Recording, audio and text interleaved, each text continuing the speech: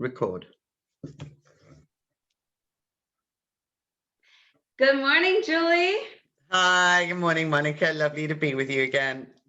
Likewise, I'm excited for us to connect today. Yeah. Sorry, I feel like today is going to be very informative for a lot of people. As some people are going through their awakening journey, or maybe we talk a lot about energy. I feel like everyone talks about energy without realizing what they're really saying or talking about. And I feel like today you're going to solidify a lot of things about energy. And I know when I try to explain energy to people, a lot of times they don't understand. So I'm glad to connect today so you can just like clarify a lot. Well, I hope so, because it's actually rather a huge subject.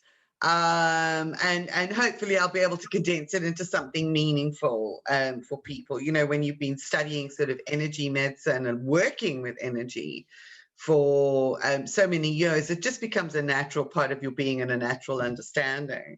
So yeah, but understanding that everything is energy is kind of like fundamental to all that we learn about our awakening, because we come back down to always it's only energy. And if it's energy and has an energetic signature, we can change it and shift it. So it makes our journey through some of the emotional content that we're clearing as we awaken much easier, as far as I'm concerned, to actually navigate. So let's just before getting too complex, you want to ask a question? I was just gonna say, so many of us, like, it's so natural for us to say my energy is low or something of that sort. And then what's funny is if you are awakened, you might say, oh, so do you know about energy? And they're like, yeah, I'm tired. Yes. But really there's so much more in depth to that Yeah. really we've been saying that our whole life and not realizing why.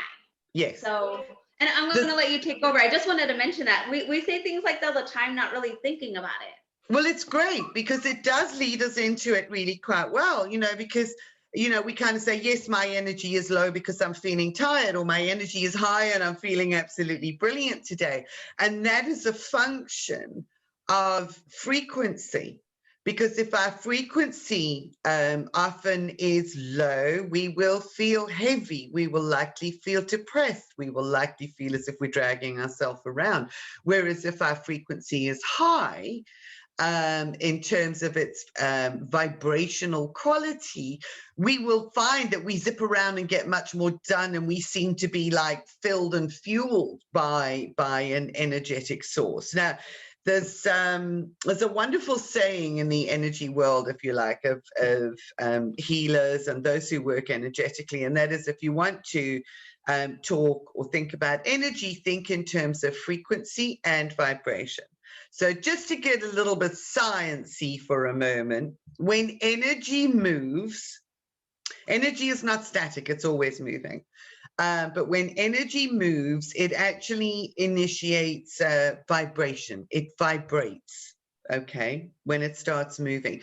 Now, the rate at which it vibrates is its frequency signature, its frequency. So if we think about an analogy of waves rolling onto a beach, you might get waves coming onto the beach that have built up out there in the ocean, and they are really big and heavy waves, and they hit the shore and they crash.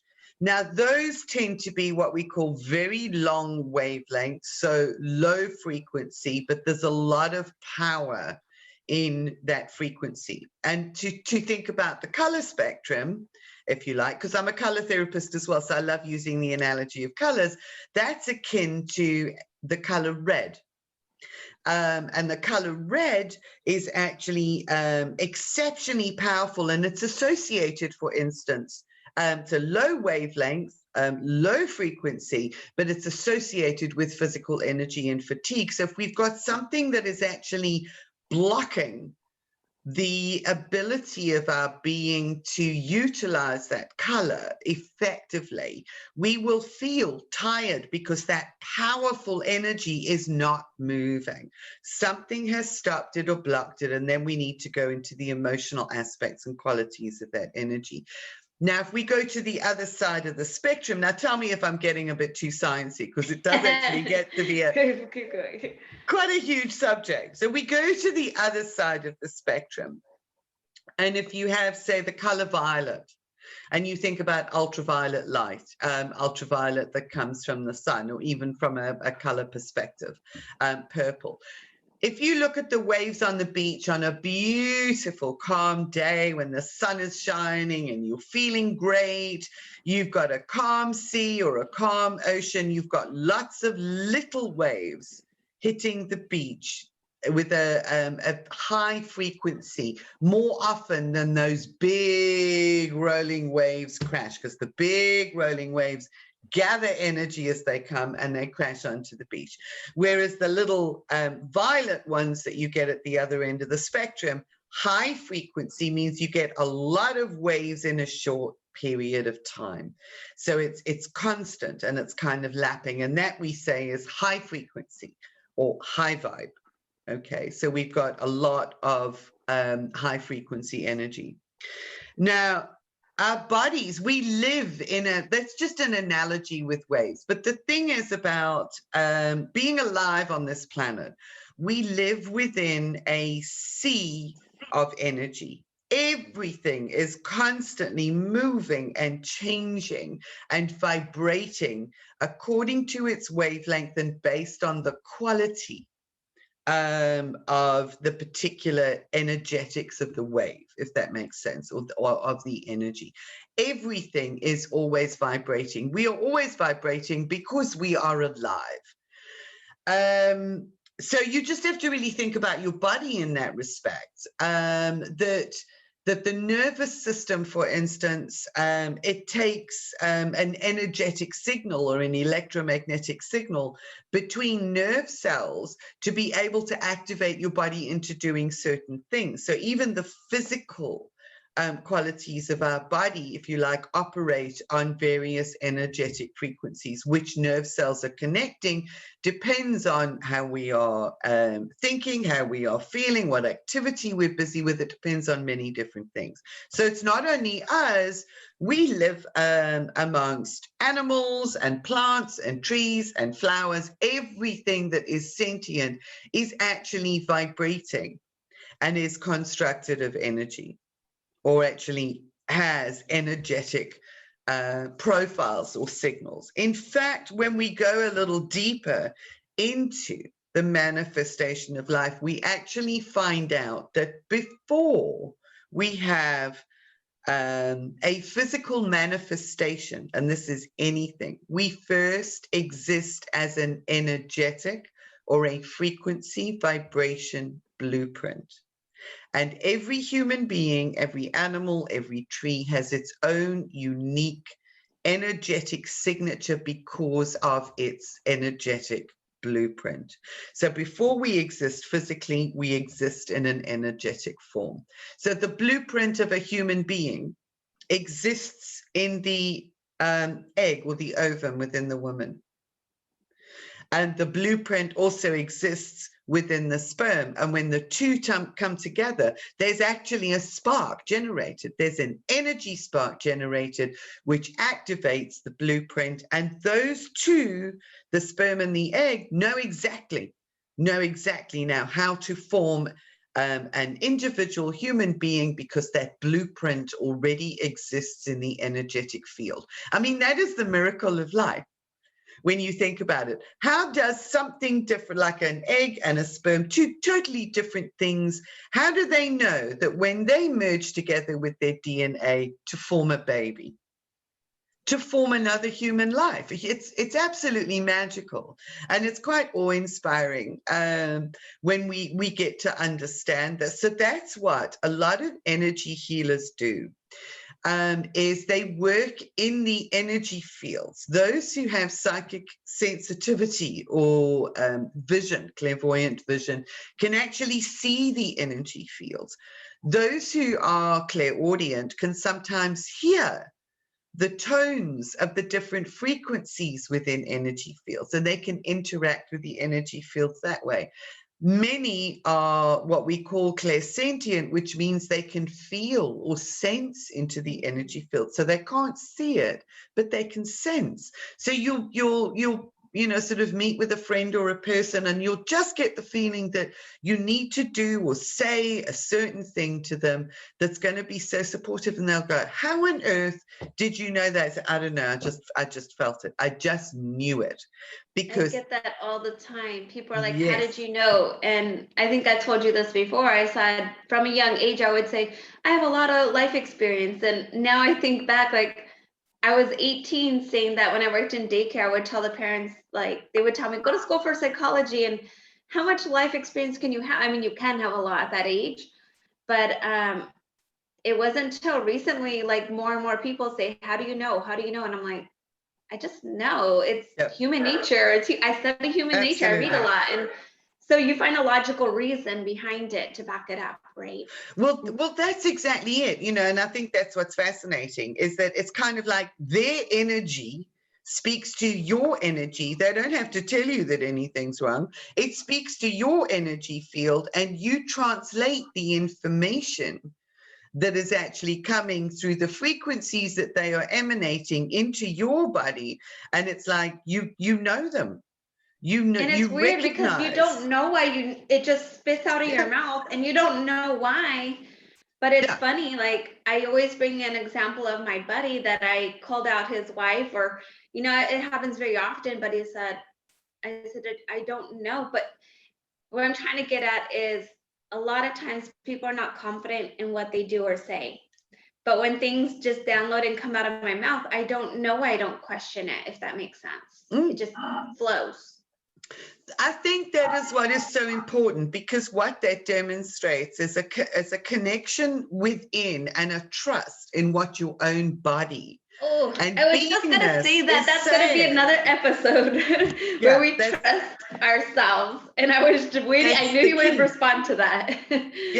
Well, and that's the key, because so often we are conditioned through the growing up to go, I just feel that something's wrong, or something's going to happen, or I feel something about this person or that event or this place or whatever. And adults will actually say, because they were switched off, they were conditioned to not listen to that information within their own bodies. And it's a bodily thing. It's by virtue of the fact that we're alive, that we get to sense this stuff. And they say, oh, don't be silly, you're just imagining things. So we learn very often as children to actually stifle that and to not trust our own knowingness and our own feelings, because the authorities in our life or the adult figures told us that we were actually, being a bit stupid, and that's the last thing that we want to be, or we just, just imagining things. So I think it's really, really important when we understand that. How about when adults say, you're just a kid? Yes. And when people say that about my son, not because he's my son, am I offended? But in my head, I'm thinking, the boy's a lot wiser than you. They are actually smarter than most of adults. Not only do they have their own intuition, but they're, they're more observant and seeing what's going on in the world. And at some point, they are kids. But I was just listening to a poet. It was an interview with this Indian poet, and they were just talking about how babies are a lot smarter than what you think. Oh yeah, you're smarter as a baby than what you are as an adult. And I won't tap into that because I can't preach about it, but it was just like, oh, you're speaking. Yes. But absolutely. So if we understand, like I say, Monica, the subjective energy can actually get, sort of really quite broad in its scope and its understanding. But if we understand the work, I love the work of Dr. Rupert Sheldrake, and I don't know if you've ever come across him. is he speaks a lot about the energy fields that connect us all, and through he's a biologist, a scientist, and he's done a lot of work with animals, and this communication between animals and humans. It's sort of like animals that know when their owners are coming home. And that dogs, and I know this from personal experience kind of thing, that my dogs would know. My partner was said to me at the time, 10 minutes before your car comes down the drive, the dogs get up and go and stand in the bay window and wait for you. They know it's always 10 minutes before you come home. So they wouldn't have heard the car. They had no inkling, but they knew that I was actually coming home. You kind of think, how does that happen? That happens because we are intricately connected with other beings, and where we have strong attachments, that connection is more intense. And it doesn't matter, whether you are here or 1,000 miles away, that connection through what we call, I don't know, I might be getting a little bit heavy here, the quantum field is really intense.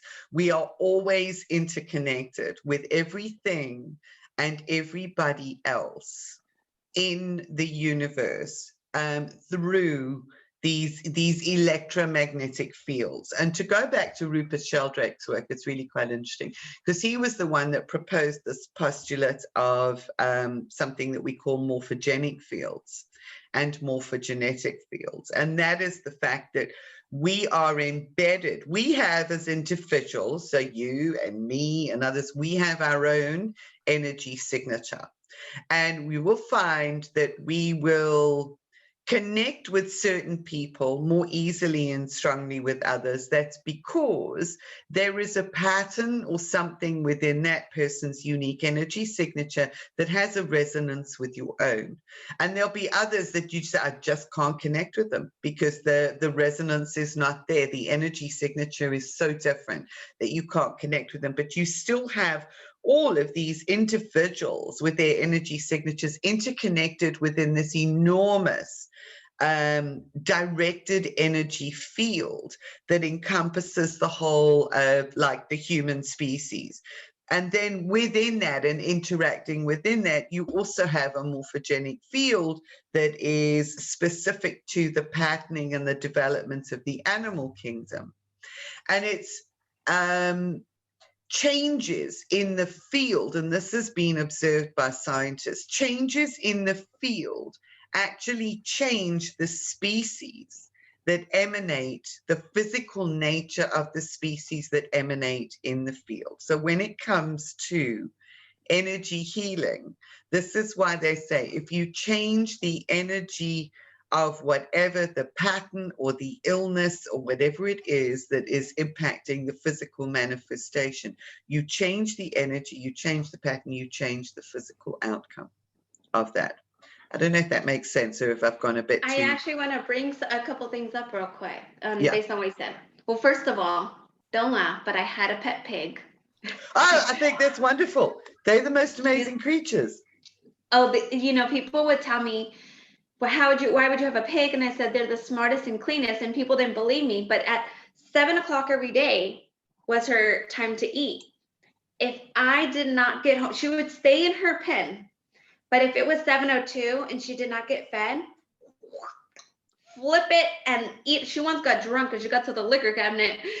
But I remember seeing a meme that said, oh, when a dog is fed late, he kind of just whimpers and cries. But a pig, your whole house is a pigsty because they know what time. And not even 2 minutes, they will wait all day. But if you're 2 minutes late, it's over. But you just reminded me of that. It was funny.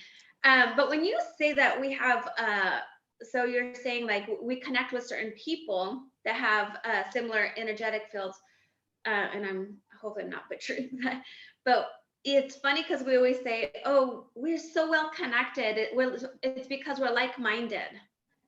So when we're like-minded, you're just pretty much saying the same. And yet there is the other saying, which is also opposites attract. So you can also attract your complement who actually holds the frequencies, if you like, that complement your own being, and so complete the picture. So there are two ways of actually looking at that.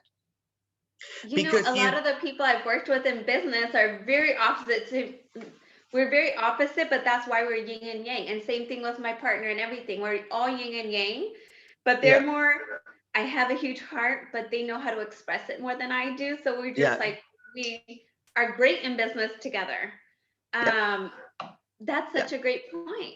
Yeah. And, you know, yeah, their difference could drive me insane. And my difference probably gives them anxiety, but we do well together, right? Yeah. I think that is the thing that we also learn, is that we are interconnected with everything and everybody through the collective energy fields. We do not exist in isolation ever. So even the person that we don't like and don't get along with, we are still connected to them through the energy field. And we can get more, you know, sort of probably a little bit more in depth into that when we start looking at some of the patterns. Yeah. So we never not connected with anybody. We are each just resonating our own particular energy sequence, frequencies and signatures, and emanating that into the collective field. And through that field, everybody learns, grows, and adapts, and actually picks up patterns. And there's a whole lot that I can actually speak about on that. But if you think about sort of from a perspective as well, that your thoughts are energy. Your thoughts have the capacity to become things. So we see that through practices such as the law of attraction. Now, I was just writing it down right now for our next session. Yeah. So yeah, and I do have things to say about the law of attraction anyway, because the way that it's been taught is not necessarily the truth of what it is. But yes, that exists. Our thoughts are things. So whatever we think, our emotions are things. If you think about it, what's interesting, here's an analogy which also helps you to put a perspective onto this energy, physical nature of things. You feel something. Now you go, an emotion. You feel love. You feel anger. How do you quantify anger or love or joy? It's a movement of energy. It's not something you can put your finger on as something physical. However, there's another wonderful woman by the name of Dr. Candace Pert who did some work on what she calls the molecules of emotion. And that's really beautiful, because what she has showed is that every single emotion that we have generates a particular type of molecule called a neurotransmitter in our body, so that our bodies do something different physically, physiologically, depending on how we are feeling. And that starts with how we are thinking. So we think, we feel, and we change the very biology of our body. That's the same as Dr. Bruce Lipton's work. Really, really beautiful. And you'll have to forgive me with this because I am a scientist, so I just love the science. No, I love this. I have to tell you this. Okay, so almost like months, maybe almost a year ago with quarantine, I don't know, time is flying somehow. Yeah. But I remember telling my grandmother, I said, I have faith that something is going to work out. And she goes, what you are throwing energy of fear. And, you know, what you are having so much faith about is actually receiving the fear. And I said, no, I have faith that's going to work out. And she said, if you did, we wouldn't be having this conversation, because you are speaking and feeling fear, and you are solidifying the fear instead of the faith. Very interesting. And not until months after, so months later, I said, Nana, I know what you're talking about. Yeah. And she goes, I told you, you were speaking out fear. And guess what? The receiver received it. So you, as much as you wanted to have faith, you had that fear spoke into existence and received the message. And one thing I learned is, wow, And that's also our ego and control. And I feel like we're always saying we can't get into that. We can't get into that because we could just preach for so long into every little. It is, and it's all perspectives, and I think it's all really important, and it will. We're going to go into it much more deeply, I think, over a number of different sessions. But it's really, and as a business coach and a mentor, we talk about the law of attraction and manifestation. And one thing I know is, we've watched and read the movie The Secret, and we talk about manifesting and attracting things by thinking it. But really, the reason why we say our affirmations and every day, it's not because we're yelling it out loud. It's because eventually you're going to believe your own horseshit, right? And then you'll feel it. So you think it, you say it, eventually you'll feel it. And that is like that touch of vibration that is going to speak out into the universe and actually happen for you. And but I just had to say that because I always remember she was like, you don't have faith because we're talking about it. Exactly. Yeah, it is. And I think, the whole thing about that too is that sometimes belief is not enough. Yeah. It's not just believing that something will happen, because we might say, but I really, really, really believe this, and I really, really sort of have a knowing that it's actually going to be okay. However, our biology that we inherited through the coming together of the DNA is actually a culmination of multiple generations going back of our ancestors. Now, they went through exactly the same thing. What they experienced that led to the fears and the challenges of their lives became encoded in their biology and in the collective field. And that's all being passed down. So we live embedded within a field that is encoded with very specific energetic patterns and frequencies that at this juncture in time, we are busy undoing. So all of those frequencies in the field and in our biology that we've actually inherited can influence below the level of the conscious mind, have an energetic influence that unless we are aware of it, becomes very, very difficult to actually change. So it's a process of shedding layers and layers of conditioning so that we can truly come to understand the true nature of our ultimate energy signature and who we are and how powerful we actually are as human beings. But we've got to let go of all of that.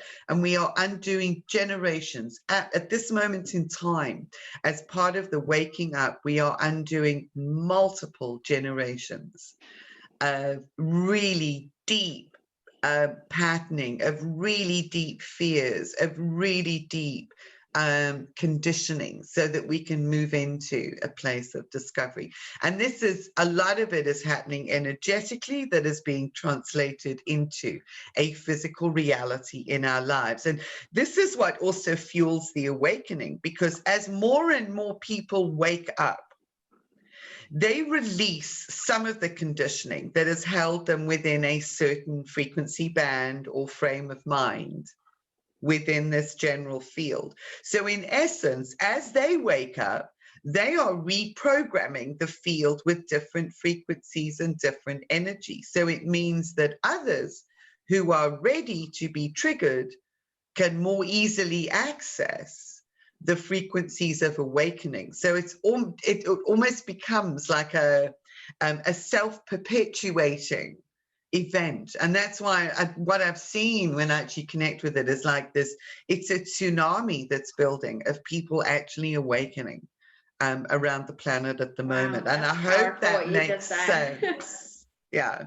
That's so powerful. I mean, think about it. As parents, a lot of our belief system and how we raise our kids, it's either we want to change the pattern of how we were raised, or maybe we want to follow it, right? Or we unconsciously do the same. Yeah, because we don't realize until you go, oh my goodness. Verbal abuse, for example. I had an ex-boyfriend years ago told me, Monica, you say some things that are really mean. And I know you don't mean them to be mean, but the way it comes off, he's like, I know you've been around a lot of verbal abuse all your life, so it just is very natural. And I said, oh my goodness, like, I honestly I did not mean it in any mean way at all. Or even my mom, she says, I give a horrible compliment.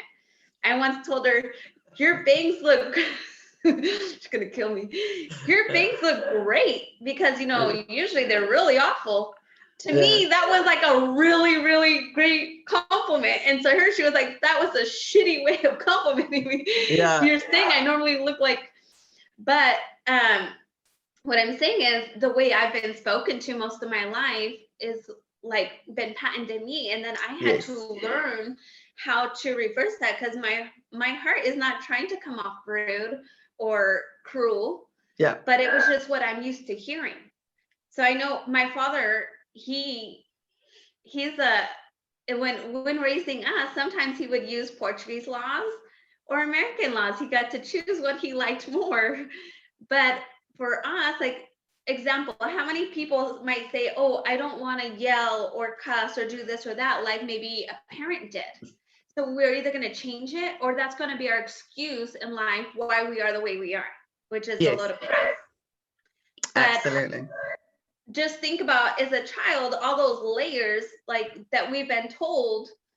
And that's why they say, awakening is like a butterfly transition, right? You're going through the deep pains of like, hey, that's not truly my belief or what I want for me. And it's just like unraveling all of it's not even, it's almost like, that's not who I am. Sort of fundamentally, that's not who I am.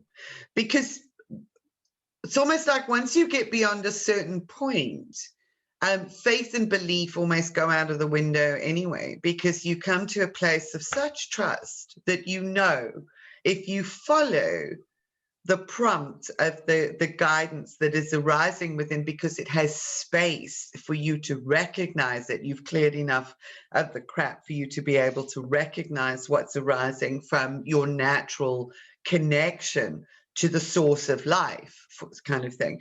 What was I going to say? I was going to say something there. So it gets to the point where it's just a natural movement and a natural flow, because you know that you will always be okay. You will always be taken care of. And it doesn't matter what that looks like to other people. Yeah. And that's also an interesting one, because so often as well, we carry the belief systems that we've adopted from our culture, especially in the Western world, that we need to look, be, behave, think, act, feel in a certain way in order to be perceived in a certain way or accepted by other people. When you get to the point of those layers dropping so completely, it doesn't matter.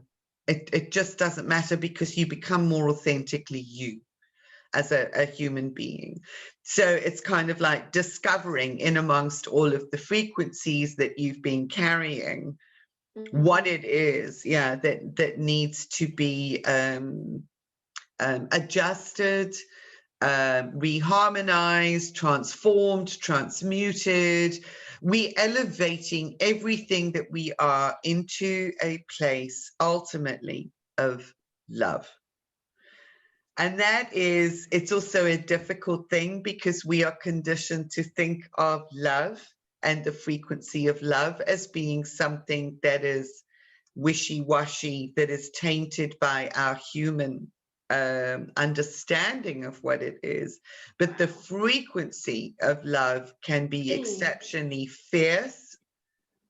It can be protective. It cares so much about the future of humanity. It cares not so much about itself, but about the future of humanity, that to be that love drives you forward with actions in sometimes very unexpected ways. And when you are in the flow of that frequency, that authentic frequency, if you like, that it doesn't matter how things look to other people, you do what you need to do by following that. all energy is information. So the energy of emotional patterns is an information stream about that pattern. And we start seeing that because externally people are our mirrors of the frequencies that we still need to adjust, that are getting in the way of us being the ultimate authentic source of love. So I hope that makes sense. It does. I'm going to say two things because I have one question. So Yeah. that, like, if anybody just followed what you just said, that's so powerful. Like this morning, I was thinking about my goals. Like, I don't look at social media or my emails when I'm in bed because it starts with me, not like the mass. And I was thinking to myself, why are those my goals? Is it to hit a number? Or is it because I want to change someone's life? Because it needs meaning behind it. And that will come from my heart, which will, I'll probably by default hit my goal if I find out why I want to hit it. And so kind of you were just saying, like, I know that for a lot of people, this will like go over their head kind of thing, but just, you know, what that's a big reason why we don't want to listen to what other people say or think, because if you follow your own beliefs and where the love is for you, that is when you are home. Yes. You know, I had someone tell me something crazy story about their love life yesterday, and I was like, I believe him. It sounds crazy, but I believe him, you know, and if he believes it, that's what matters because he feels it.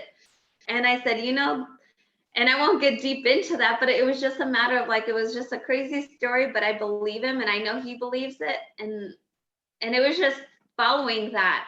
But I wanted, Can I just pick up on something that you said there, Monica? Because I also think it's important as well, is that the awakening journey is a journey of coming home to ourselves.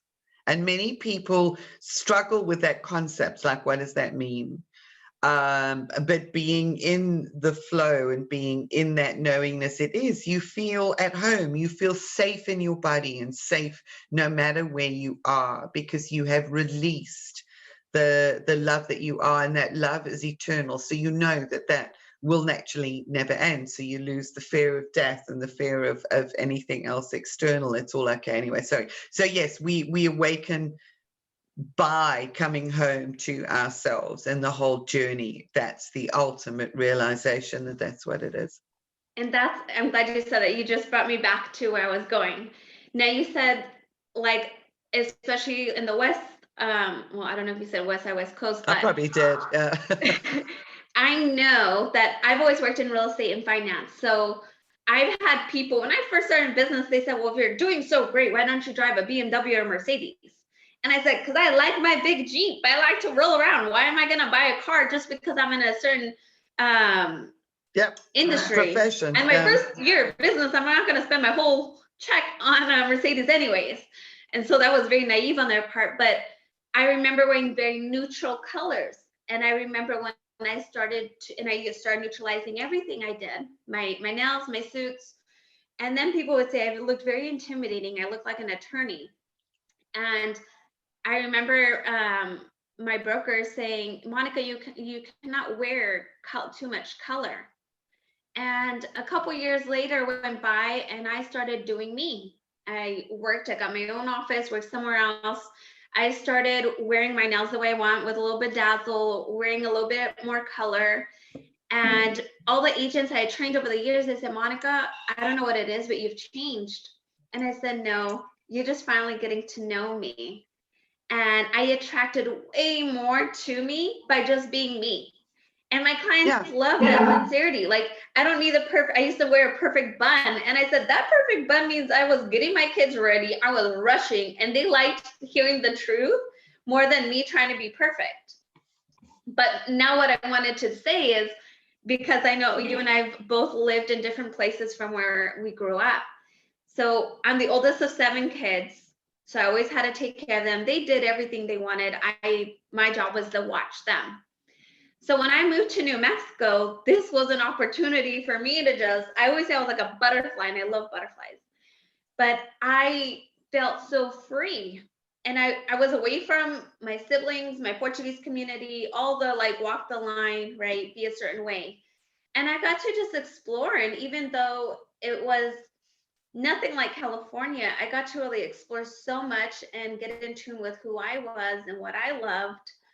And um, and I just felt free. And it was such a great feeling. And I felt like I needed that to happen in my life so that I can always live me, be me. And especially when you have, like, I have a teenage daughter or siblings, they're always going to tell you what you look like, what you shouldn't look like. Yeah. And my daughter's like, Mom, you look like a mom. I'm like, awesome. But I know you moved. You also moved from Africa. Oh, yes. I moved, from the UK to South Africa, where I grew up. Feeling lost and finding home, right? Yeah. And finding yourself. That's exactly it. So I never felt, if anything, I would say South Africa is my spiritual home, because I feel more myself there. I feel more real, but Africa does that because there's a quality to the land, because every single place in the world also has its own energy signature. So for each individual, you'll find that you'll go to different places in the world, and they will be some people who have such a powerful resonance with it, because there is something about what's been stored in the land. Everything that actually happens in that place is stored in the land. So you have a stronger resonance with some places than others.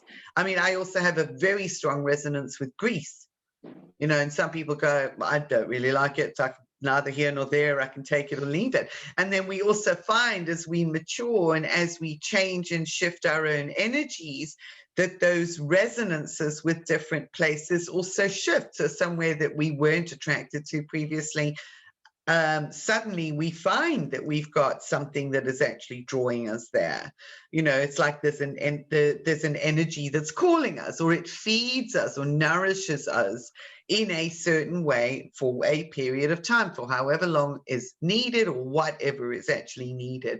And sort of when you get into the field of understanding and of connecting with that energy, you begin to realize that it's absolutely perfect. Wherever you are at this moment in time is exactly where you're meant to be, because there's something in the energy that is either challenging you to break out of a constrictive condition, or that is feeding and fueling your freedom. You were talking about that you felt free in a certain place. The UK, in fact, the world at the moment, is actually very constrictive. So what it's doing is it's triggering all of the residual low frequency, low vibrational patterns that we're still carrying, like fear, like anger, like frustration, and sort of all of the conflict. But what it's actually challenging us to do is to release all of those patterns that have enabled the fear, so that we can transform everything into the frequency. Powerful. I feel it. Yes, you can feel it, can't you? And when you let it go, it's like everything changes. It's like it doesn't matter what's going on outside, because we can begin to create a new environment and new communities and new societies based on a sovereign, authentic freedom of being. So we literally we might feel constricted, but in order to feel an expansion, we must experience the constriction, because the two go hand in hand. That's part of nature's cycles. So for clues, we look to nature in how things work. So I know that, I mean, there's so I know much we went over time today, about. and we probably didn't even put a dent in it. And I'm sorry if this went over anyone's head. I know the more that you watch, the more things will come together, and the more you'll be aware of, the more curious you will be. And I hope it didn't go over anyone's head, but I totally feel everything you're saying, Julie, and you're just so great at like conveying the message, where to me that doesn't happen with me. I'm like, I know what I'm thinking and what I'm feeling, but I can't get it out. So I want to thank you for being so amazing. Thank you. Oh, no, thank you, Monica. And I hope it didn't go over people's heads. You know, the thing is, when I started learning about it was 20 years ago, you know, and as I've deepened my understanding of it, it's kind of like there's just like 20 years worth of understanding and working with energy and going, yeah, I can see how that works. I mean, we see quantum physics and, you know, sort of how all of this actually fits together. But you said something really, really important, and that is feel. So even if you can't understand the words that I used, feel for the truth in the message. Just let yourself be in that space and actually feel it, because that's the energy. That's frequency. That is vibration. And I think we could probably do another session on it, because there are some energy exercises that we can do that will help people to familiarize themselves. You know, we can also talk about auras and you know, sort of stuff like that at the fundamental level. But yeah, I hope that that's actually made a bit of sense for today. That was awesome. When you say Thank you. feel it, I know I ask you, do you think this sign means this? And then I already answer my own question. I'm like, if I feel it means it, then it means it, right? Yeah, so absolutely. Thank you so much. I'm looking Thank forward you, to our next Monica. session. And if we had 8 hours, I'm sure we would. Easily, yeah. When I run workshops, there's never a boring moment, you know. So awesome. All right. Okay. Beijing. Till Thank next you. time. Yeah, till next time. Thank you.